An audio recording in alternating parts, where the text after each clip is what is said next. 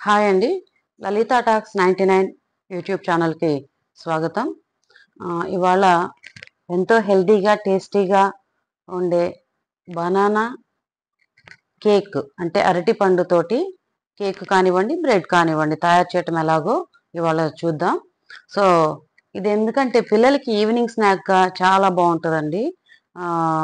So, మనము బయట వేరే చిరుతిళ్ళు తెచ్చుకోవటం కన్నా ఇలాంటి టేస్టీ స్నాక్ తయారు చేసుకున్నామంటే ఇంట్లో అందరికీ కూడా చాలా టేస్టీగా తినొచ్చు. సో, దీనికి కావాల్సిన పదార్థాలేంటో చూద్దాం.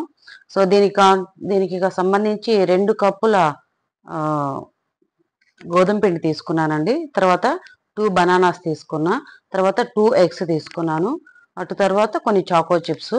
తర్వాత ముప్పావు కప్పు బెల్లము, ముప్పావు కప్పు వెజిటబుల్ ఆయిల్ అండి. Any oil. వీటన్నిటిని తీసుకొని మనము పక్కన పెట్టుకోవాలి. తర్వాత ఒక జార్ తీసుకొని ఏదైనా అంటే ఒక బౌల్ లాంటిది తీసుకొని 2 బనానాస్‌ని తొక్క తీసి మనం కప్‌లో వేసి స్మాష్ చేసుకుంటూ తర్వాత దాంట్లో యాడ్ చేసుకోవాలనమాట. కొద్దిగా ఆయిల్ మనం తీసుకున్న ఆయిల్ కానివ్వండి, ఆ బెల్లము, తర్వాత ఎగ్సు ఆహ్, ఇ ఇవన్నీ కలిపి మనము స్లోగా అంటే ఒకే డైరెక్షన్‌లో గిలక్కొట్టాలండి. సేమ్ డైరెక్షన్‌లో మనము ఇలా గిలక్కొడుతూ ఉన్నామంటే మొత్తము ఒకటిగా మిక్స్ అవుతది.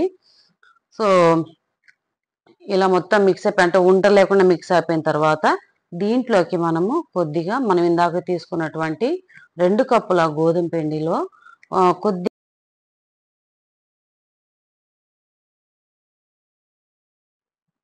అర స్పూను దాల్చిన చెక్క పొడి, 1:30 spoon baking soda, 1 spoon idli soda, ఒక చిటికెడు సాల్ట్ వేసుకొని మన దగ్గర ఉన్నటువంటి జల్లెడతోటి చక్కగా జల్లెడ పట్టామంటే అందులో ఏదైనా చిన్న చిన్న ఉంటలు లాంటివి ఏదైనా ఉంటే కూడా పక్కకు వచ్చేస్తాయి.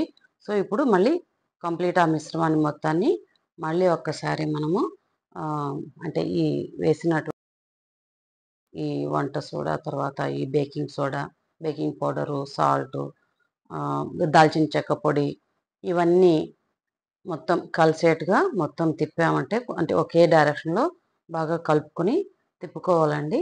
సో, ఇలా తిప్పుకున్న తర్వాత కన్సిస్టెన్సీ మనం చూసామంటే అంటే ఆ జారుడు ఒకలాంటి అంటే థిక్ ఇడ్లీ పిండి లాంటి జారుడుగా మనము తయారు చేసుకొని పెట్టుకోవాలండి. సో, ఈ తయారు చేసిన మిశ్రమాన్ని మనము ఓవెన్‌లో పెట్టేటువంటి ఒక బౌల్ తీసుకొని దాంట్లో డస్టింగ్ పౌడర్ అంటే మనము కొద్దిగా ఆయిల్ వేసి, తర్వాత దాని మీద కొద్దిగా డస్టింగ్ పౌడర్ వేసి, మన దగ్గర మనం తయారు చేసిన మిశ్రమాన్ని మొత్తాన్ని అందులో పోయాలండి. పోసిన తర్వాత నాకెందుకో కొద్దిగా ఎక్కువ అనిపించింది. అది అంటే పొర్లిపోద్దేమో అనిపించి మళ్ళీ కొద్దిగా పక్కన కప్‌లోకి తీసి పక్కన పెట్టాననమాట. తర్వాత నా దగ్గర ఉన్నటి కొన్ని చాకో చిప్సు, కొద్దిగా చాక్లెట్‌ని కొద్దిగా ఇది చేసి అందులో వేసి ఓవెన్‌లో పెట్టడం జరిగిందండి. ఓవెన్‌లో పెట్టిన తర్వాత మనం కాసేపయ్యాక తీసి చూస్తే బాగా బేక్ అయినటువంటి కేకు తయారండి. సో, ఈ కేకు చాలా ఈజీ, చాలా తక్కువ టైము, చాలా బావుంటదండి. చూసారు గదండీ!